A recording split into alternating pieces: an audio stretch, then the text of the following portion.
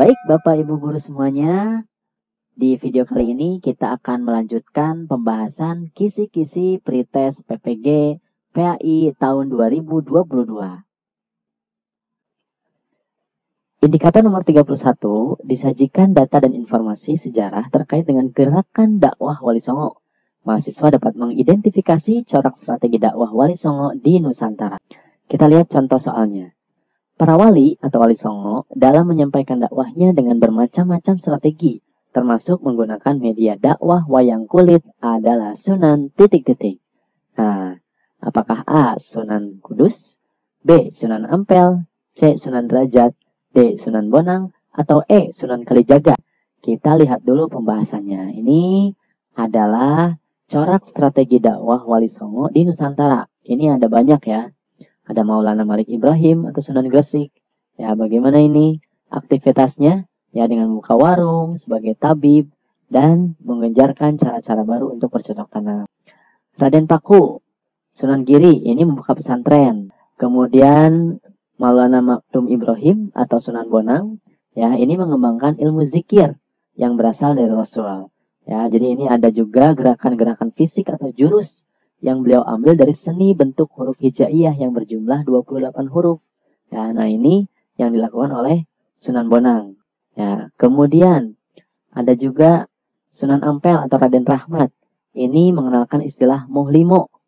Moh itu artinya jangan atau tidak. Ya, sedangkan limo ini artinya 5. Ada moh main, moh ngombe, moh maling, moh madat, moh madon. Nah, ini adalah yang tidak boleh dilakukan, ya, atau yang tidak akan dilakukan, yakni seruan untuk tidak berjudi, moh main, tidak berjudi, moh ngombe atau tidak minum minuman keras, moh maling atau tidak mencuri, moh madat atau tidak menggunakan narkotik, dan moh madon tidak berzina. Kemudian ada Sunan Derajat, ya. Di Sunan Derajat ini mengambil cara ayahnya, jadi langsung tidak banyak mendekati budaya lokal, jadi berdakwah secara langsung. Sunan Muria atau Raden Umar Sahid. Nah, ini salah satu hasil dakwahnya lewat seni adalah lagu Sinom dan Kinanti. Nah, jadi lagu Sinom dan Kinanti ini adalah karya dari Sunan Muria. Kemudian ada Syarif Hidayatullah, ada Sunan Gunung Jati. Nah, ini yang memimpin pemerintahan. Sunan Gunung Jati memanfaatkan pengaruhnya sebagai putra raja Pajajaran untuk menyebarkan Islam di pesisir Cirebon. Selanjutnya ada Jafar Siddiq atau Sunan Kudus.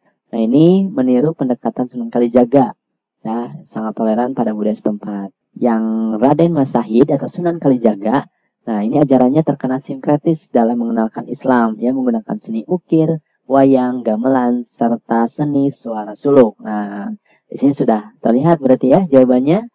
Jadi jawabannya adalah yang E, ya, yang menggunakan wayang itu adalah Sunan Kalijaga. Indikator nomor 32 disajikan data dan informasi sejarah masuknya Islam, strategi dakwah dan perkembangan Islam di Afrika. Nah, mahasiswa mampu menelaah sejarah masuknya Islam, strategi dakwah dan perkembangan Islam di Afrika.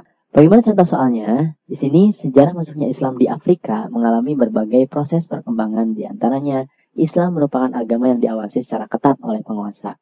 Di antara pernyataan berikut membuktikan pernyataan tersebut. Nah, kecuali. Jadi di Afrika itu seperti itu ya, ketika awal masuknya Islam. Apakah A. Pemerintah Hindia Belanda secara tegas melarang aktivitas Islam di tempat umum, meski ibadah pribadi diperbolehkan? Atau B. Tak ada komunitas muslim yang diizinkan untuk melakukan perkumpulan? Atau C. Para ulama tidak bisa berdakwah secara leluasa? Atau D. Komunitas Islam dengan mudah dapat mendirikan masjid? Atau E. Adanya pembatasan aturan tentang dakwah? Oke, bagaimana nih pembahasannya? Nah, ini sejarah masuknya Islam di Afrika. Ya, jadi di Afrika ini ketika awal masuk itu diawasi secara ketat oleh penguasa. Nah, di sini ada jawabannya. Setelah dibebaskan dari Pulau Robben, tak jauh dari Cape Town pada tahun 1793, Imam Abdullah membuat petisi pertamanya untuk pembangunan masjid. Saat itu, petisi tersebut sempat mendapat penolakan, meski akhirnya mendapat izin. Nah, jadi yang D yang salah ya. Karena komunitas Islam dengan mudah dapat mendirikan masjid ini bukan peristiwa atau bukan sejarah masuknya Islam di Afrika. Ketika sejarah Islam di dunia itu minimal harus mengetahui 3 hal ini. Bagaimana sejarah masuknya, kemudian strategi dakwahnya, dan perkembangan Islamnya. Indikator nomor 33, disajikan data dan informasi sejarah masuknya Islam, strategi dakwah, dan perkembangan Islam di Amerika. Nah, mahasiswa mampu menelaah sejarah masuknya Islam, strategi dakwah, dan perkembangan Islam di Amerika. Nah, di sini contoh soalnya seperti apa? Kita lihat. Kendala perkembangan Islam di Amerika diantaranya berhubungan erat dengan peranan Amerika sebagai polisi dunia yang mengundang rasa bermusuhan dengan negara-negara Muslim. Bagi kelompok radikal garis keras, peranan Amerika dalam pentas politik dunia sebagai polisi merupakan landasan objektif untuk menyatakan perang dalam bentuk teror. Nah, ini hati-hati katanya nih, kata kuncinya. Kemudian fakta konkret yang mendukung pernyataan di atas adalah, nah kita coba lihat, apakah A, ajaran Islam dengan sendirinya cukup subur berisi perintah-perintah untuk mempertahankan agama Allah dari serangan dan anjuran untuk berjihad di jalannya. Nah, apakah B, Amerika adalah negara maju dengan berbagai ras di dalamnya sehingga Islam menjadi salah satu agama di negara tersebut.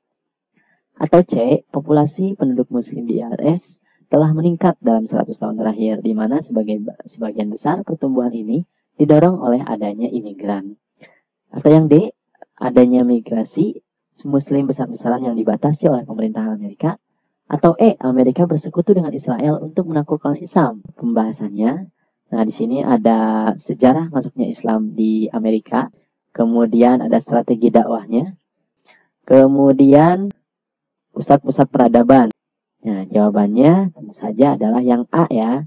Ajaran Islam dengan sendirinya cukup subur berisi perintah-perintah untuk mempertahankan agama Allah dari serangan dan anjuran untuk berjihad di jalannya.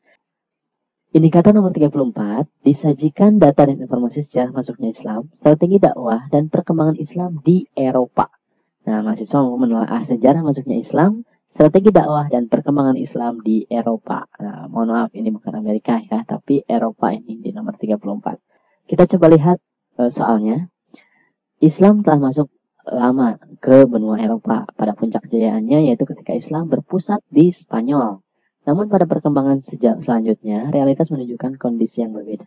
Islam menjadi tersingkirkan dari tanah Eropa dan menjadi masyarakat minoritas. Sejarah Islam sebagai minoritas di Eropa Barat dimulai sekitar abad ke titik-titik. Nah, ini berarti Bapak Ibu harus tahu ya, kapan sejarah Islam ini, ya Islam menjadi minoritas di Eropa. Kita coba lihat pembahasannya. Nah, di sini sudah ada nih sebenarnya, ini sejarah masuknya Islam, ya. Nah, ini awalnya ya masuk di abad 8 hingga abad 15 ya, sudah dikuasai oleh Muslim ini di Spanyol.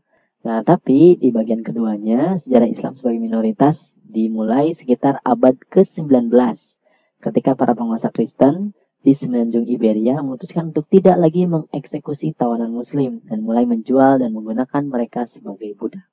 Nah, sudah tahu jawabannya ya, berarti jawabannya adalah yang C ya, yaitu 19. Indikator nomor 35, disajikan data dan informasi sejarah masuknya Islam, strategi dakwah dan perkembangan Islam di Australia. Mahasiswa mampu menelaah sejarah masuknya Islam, strategi dakwah dan perkembangan Islam di Australia. Oke, kita lihat contoh soalnya. Islam telah menjadi bagian dan kehidupan warga di Australia. Di Islamic Museum Australia yang berada di Anderson Road, Thornbury, Victoria, dijelaskan secara detail tentang sejarah masuknya Islam di Australia. Islam di Australia pertama kali dibawa oleh titik-titik. Nah, di sini sudah bisa ditebak ya. Nah, apakah A, pelaut Makassar, B, pedagang India, C, imigran dari Afrika, D, pedagang dari Cina, atau E, pelaut Pakistan? Oke, kita lihat pembahasannya. Nah, ini tentang sejarah masuknya. Nah, ini Islam pertama kali dibawa oleh para pelaut dari Makassar ke Australia. Pelaut-pelaut Makassar. Nah, ini yang pertama kali melakukan kontak dengan bahasa Australia, yaitu aborigin. Nah, ini berarti yang pertama kali adalah pelaut-pelaut Makassar. Jadi tentu saja jawabannya adalah A, ya, pelaut Makassar. Ini yang membawa Islam pertama kali ke Australia. Baik Bapak Ibu guru PAI semuanya, untuk video kali ini dicukupkan dulu sampai di sini. Ya, untuk kisi-kisi soal dan pembahasan materi berikutnya itu akan disampaikan di video berikutnya. Jadi jangan lupa untuk like dan subscribe video ini supaya Bapak Ibu bisa mendapatkan update video yang terbaru. Terima kasih atas perhatiannya. Wassalamualaikum warahmatullahi wabarakatuh.